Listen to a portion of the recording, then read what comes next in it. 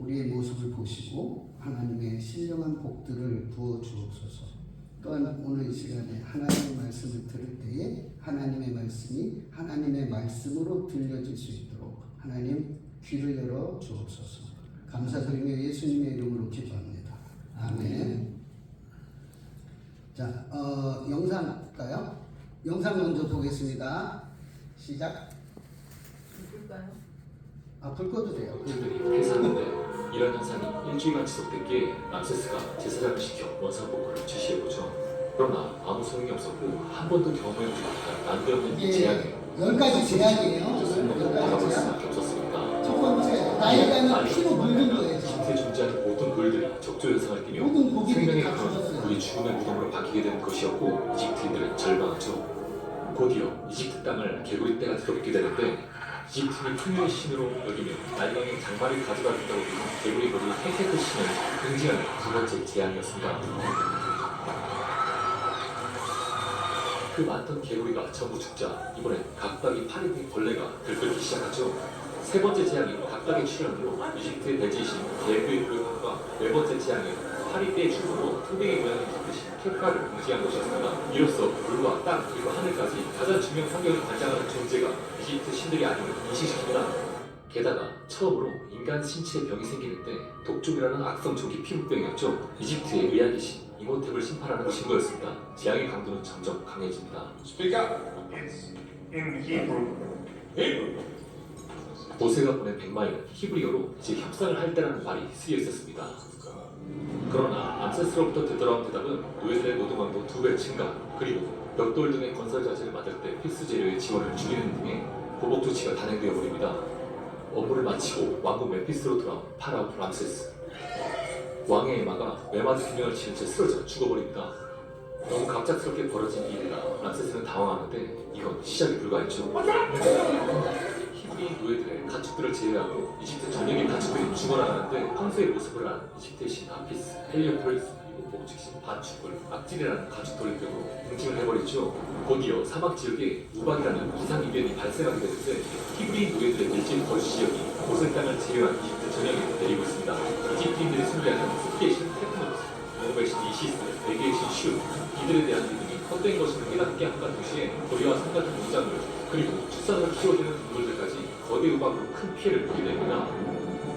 이집트가 문명을 뽑힌 데는 나일강 인근에 정착해 농사를 지었기 때문인데 이런 동경 사회에서 최악의 재앙 중 하나가 바로 메뚜기떼였습니다. 곡식과 추수를 담당하는 오시리스 씨는 이집트인들을 지켜주지 못한다는 의미였습니다. 메뚜기떼는 자연환경의 농작물뿐만이 아니라 도시까지 침범하여 곳곳의 곡물, 식물까지 전부 먹어치워버리며 심각한 기근을 초래합니다. 이제 최후의 보루에 군량미를 풀어 백성들을 구휼해야 한다는 의견까지 나오기 시작하죠. Act of mercy. Your people are starving. People have plenty of water. 람세스가 구휼제까지 거부하자 굶어 죽거나 체험당하나 죽는 건 매 한 가지 이집트 시민들이 군량미가 보관된 창고를 습격해 국물을 설치하는데 이런 행위는 이집트 절대자 파라오에 대한 있을 수 없는 모독이었기에 군대를 동원해 직격 채용하죠. 대로한 람세스가 직접 지켜보고 있는 상황. 군량미 창고를 뚫어버린 이들에 대한 무자비한 시장이 계속되는 그때 3일 동안 이집트의 어둠이 내리자 태양신 라가 퇴색됩니다. One more thing happens. You see every Hebrew child drowned in the Nile. I am the God. I am the God.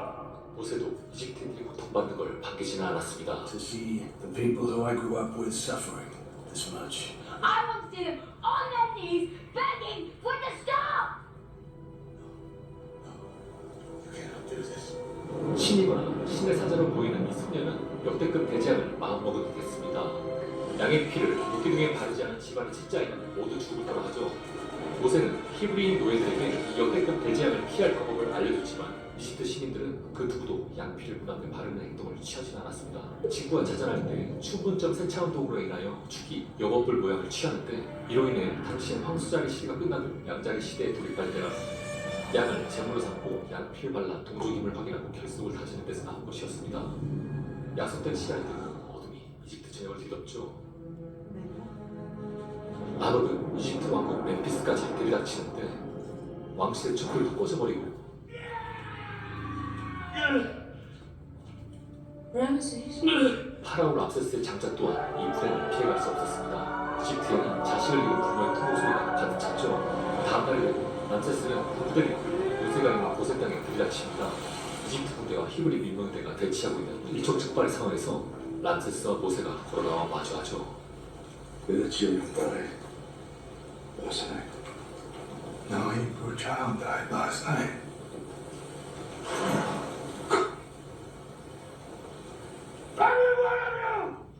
Back to the homeland of your dreams.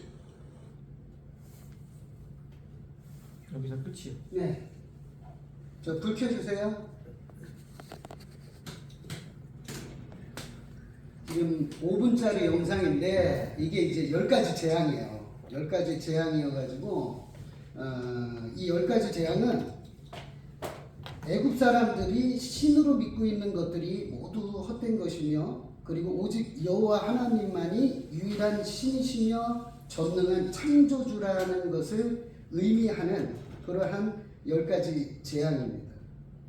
첫 번째 피. 그 재앙은 애굽 사람들은요 그 나일강을 섬겼어요. 신으로. 나일강은 그 애굽의 젖줄이죠. 우리 대한민국 따지면 한강이 우리의 젖줄이잖아요. 한강을 중심으로 수도권 지역이 이렇게 있고 우리가 한강물을 다 이제 먹고 살잖아요. 그런 것처럼 나일강은 이집트에 굉장히 풍요를 가져다 줬어요. 그래서 나일강을 섬기는 거죠.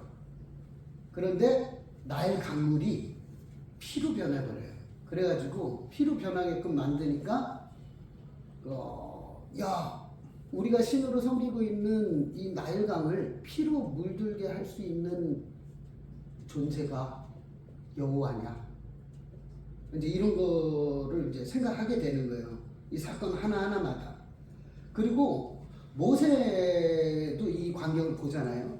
모세는 어디 사람이에요? 히브리 사람이 아니죠. 모세는 어디 사람이에요? 이집트 사람이에요.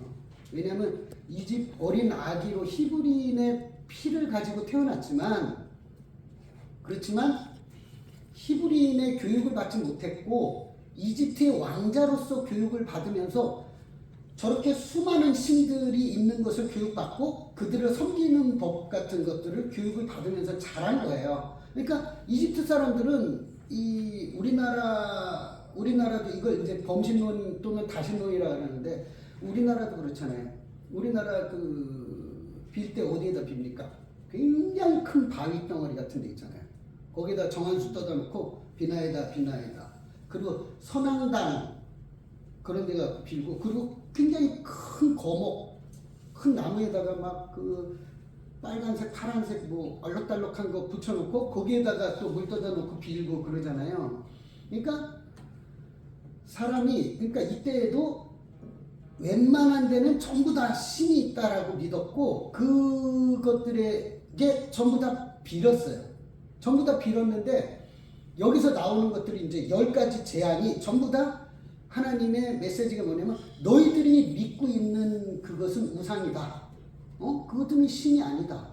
너희들이 철석같이 거기에다 복을 받겠다고 복을 빌고 그러지만 그 복은 너희가 믿고 있는 그런 신들이 주는 게 아니라 내가 주는 거다. 내가 유일한 하나님이고 내가 유일한 창조주이다 라는 메시지가 이 10가지 재앙에 쫙 담겨 있는 겁니다. 간단하게 하나씩 짚고 넘어가면 애굽의 젖으로 숭배되고 있는 나일강을 피로 물들게 하죠. 두 번째는 개구리예요. 개구리는 헤케트라는 풍요 그리고 다산의 신이라고 그래요. 헤케트는. 그래가지고 개구리들이요 이렇게 나일강이 범람하고 나면 나중에 개구리들이 올라오거든요. 올라오면 그 개구리들이 올라옴으로 인해 갖고 그 땅을 아주 비옥하고 좋은 땅으로 만들어 준다라는 그런 생각을 한 거예요. 그래가지고 헤케트는 이제 인간의 몸에 머리는 개구리 머리로 된 신상이죠. 몸은 인간의 몸인데 머리통은 개구리예요. 개구리 얼굴을 하고 있는 거죠. 그리고 세 번째 이라고 하는 거는 그 개부라는 신과 연관이 있어요. 그리고 파리 같은 경우에도 케프라이며 풍뎅이 모습을 하고 있는 어떤 그 신과 연관이 돼 있고, 그리고 다섯 번째 재앙은 가축의 돌림병인데 하토르, 아피스 뭐 이런 신이 있어요. 그리고 악성 종기는 이모테프, 이거 아까도 자막에 나왔었는데 이모테프라든가, 일곱 번째는 우박에는 슈와, 농업의 신 이시스, 습기의 신 테프노트를 겨냥한 것이에요. 그리고 메뚜기, 그리고 흑암, 그리고 이제 마지막으로 장자의 죽음인데, 다른 것들은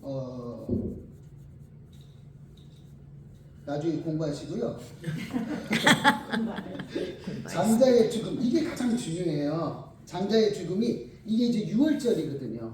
6월절인데 이 장자의 죽음은 이제 사람도 마찬가지고 초태생, 처음 난 것들, 동물도 마찬가지예요. 동물하고 사람이랑 이때에 다 죽었습니다. 싸울에 다 죽었는데, 그때 유대인들에게는 그 하나님께서 죽지 않는 법을 가르쳐 주셨어요. 그 재앙을 피하는 법을 가르쳐 줬는데 어떻게 하냐면 1년 된 어린 양을, 양이나 염소 상관없어요. 1년 된 어린 양을 이제 잡아가지고 그 피를 다 받아가지고 그 피를 갖다가 이제 문설주 좌우 임방에다가 바르는 거예요. 그걸 바르고 그런 다음에 그 어린 양의 고기를 갖다가 거기 안에 있는 식구들이 고기를 먹습니다. 먹고, 그리고 이제 그 누룩이 들어가지 않는 그 무교병이라 그러죠. 떡병자여가지고 오늘날은 빵이라고 볼 수 있는데, 어쨌든 무교병을 먹고, 그리고 지팡이를 쥐고 허리띠를 띠고, 그런 다음에 급히 먹으라는 거예요. 그리고 이제 유월절 양의 이렇게 뼈는 꺾지를 않죠. 꺾지를 않아요. 그래서 여기서 유월절의 양은 예수 그리스도를 상징하는 거예요. 예수 그리스도를 상징해서, 예수님도 6월절 날 잡혀가시잖아요. 6월절 날 잡혀갑니다. 예수 그리스도를 이제 상징하는 거예요. 그래서 이날 이 피가 없는 집들은 이제 어둠의 사자, 하나님의 죽음의 천사들이 쫙 옵니다. 와가지고 딱 봐가지고 이 집에 피가 있으면 넘어가요. 그래서 6월절은 무슨 뜻이냐면 넘어간다라는 뜻이에요. 그래갖고 재앙이 넘어간다라는 그런 뜻이에요. 그래가지고 6월절 날 보니까, 그러니까 그 피가 이렇게 묻혀져 있는 집은 죽음의 천사들이 넘어가고, 피가 없는 집은 들어가고, 장자들 또는 짐승들 중에 초태생들 전부 다 죽입니다. 다 죽여갖고 아주 이집트는 아주 곡소리가 난 거예요. 곡소리가 난 거예요. 이집트라면 지금 상상이 잘 되실지 모르겠지만 어마어마한 나라예요. 왜냐하면 우리가 맨 처음에 생겨났던 문명이 메소포타미아 문명이거든요. 티그리스 강하고 유프라테스 강 그 중간에 있어요. 거기서 첫 번째 문명이 발전을 해요. 그래서 막강한 힘을 갖게 되는데, 그런데 두 번째 문명이 이집트 문명이에요. 두 번째 문명이.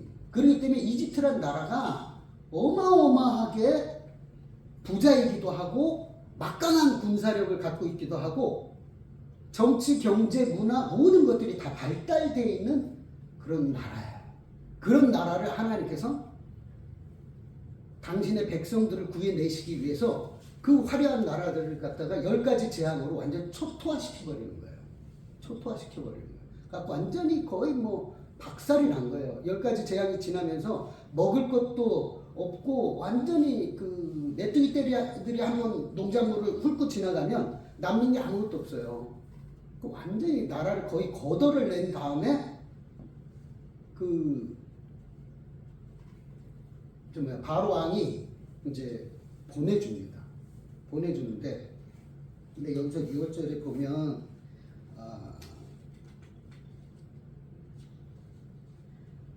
이스라엘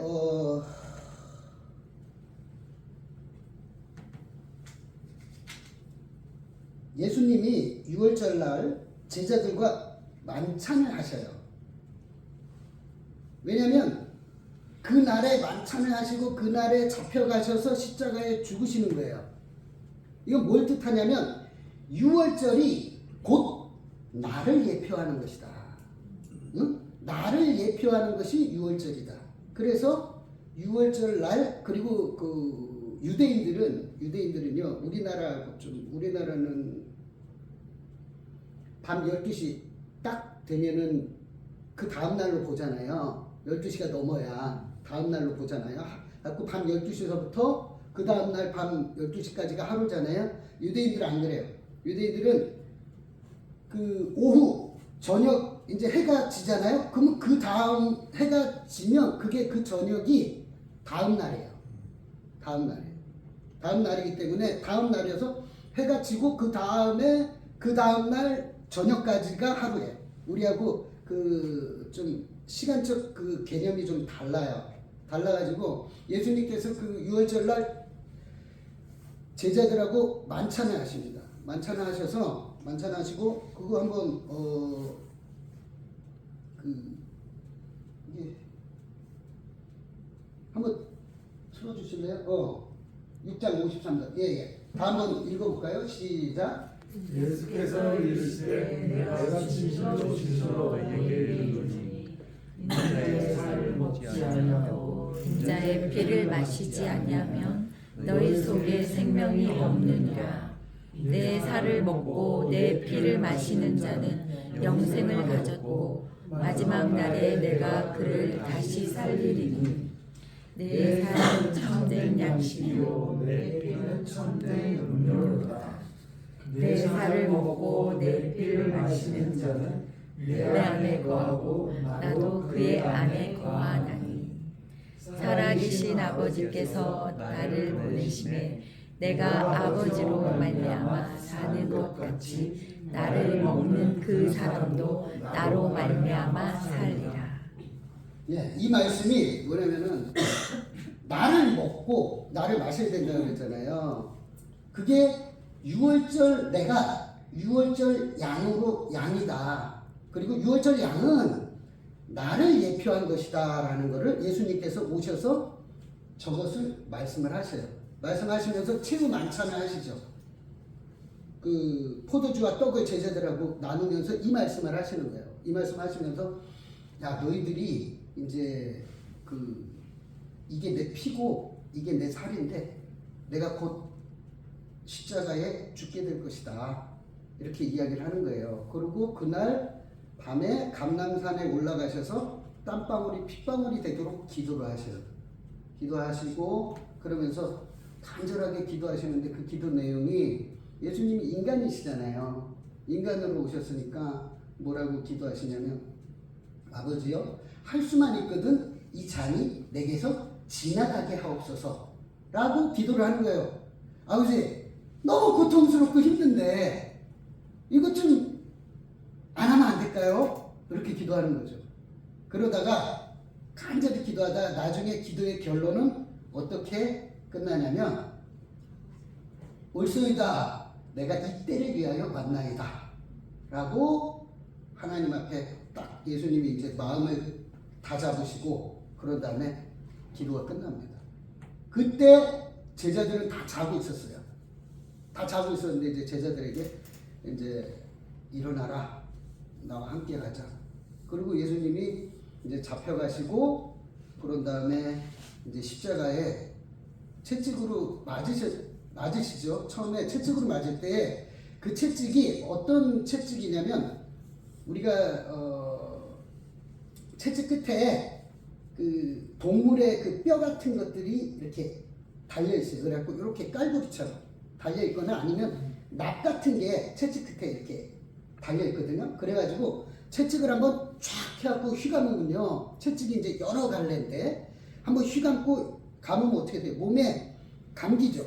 감겨갖고 여기 딱 박혀요. 이렇게 이런데 박히면 이걸 확 잡아당기면 여기는 살점이 우두둑 하고 떨어져 나가는 거예요. 떨어져 나가는 거예요. 그래서 우리가 그 예수님의 그 피와 살을 먹는다 그랬을 때 그냥 피와 내가 살을 먹는다 이런 개념이 아니라 찢겨진 살을 먹는다 그래요. 찢긴 살. 그러니까 우리가 세례할 때 이렇게 빵이 다 썰어져 갖고 나오잖아요. 요만하게 썰어져 갖고 나오잖아요. 편의상 어쩔 수 없는 건데 원래 초대교회는 어떻게 먹었냐면 예수님의 그 찢겨져 나간 그 살을 상징하기 위해서 자기들이 빵을 찢었어요. 이렇게 찢어서 이게 예수님의 살이다. 그리고 이제 먹은 거예요. 먹고 최후 만찬 때 만찬하고 그 다음에 이제 십자가에서 6시간 동안 고통을 당하시고 이제 죽으셨는데 거기 전문가들은 이렇게 봐요. 뭐냐면 6시간 동안에 예수님이 죽은 사인이 뭐냐? 사인이 뭐냐? 이 질식사라고 합니다. 질식사. 왜 질식사냐면 다리에 못을 박았잖아요. 그 양팔에 못을 박았잖아요. 그러면 다리가 너무 아파서 다리에 힘을 빼면 양팔이 찢겨져 갖고 여기 못 박아놓은 데가 이게 체중이 이쪽에 실리는 거예요. 그리고 팔이 너무 아파 갖고 다리에 힘을 쓰면 다리에 체중이 실리면서 다리에 못 박힌 데가 또 고통을 주는 거예요. 이게 이제 6시간 동안 지속이 됐다는 거죠. 너무너무 고통스러운 거예요. 그러다 보니까 이게 너무 지쳐버리니까 앞으로 이렇게 휘어지면서 숨을 못 쉬게 된 거예요. 숨을. 그래서 이제 전문가들은 이게 그 질식사 한 것이다. 그래서 예수님이 6월절 어린 양처럼 십자가에서 그렇게 죽으신 거예요. 그리고 그 6월절을 그러니까 6월절 그게 끝나고 그다음 바로는 이제 항복을 하죠. 항복해갖고 야 너희들 가라 이렇게 이야기를 해요. 그런데 지도 한번 띄워보실래요? 그때 가나안 땅까지 보세요. 여기서 여기 고센 땅에서 이렇게 가잖아요. 가나안 땅 여기 있어. 여기 있죠. 여기까지 가는데 4, 5일밖에 안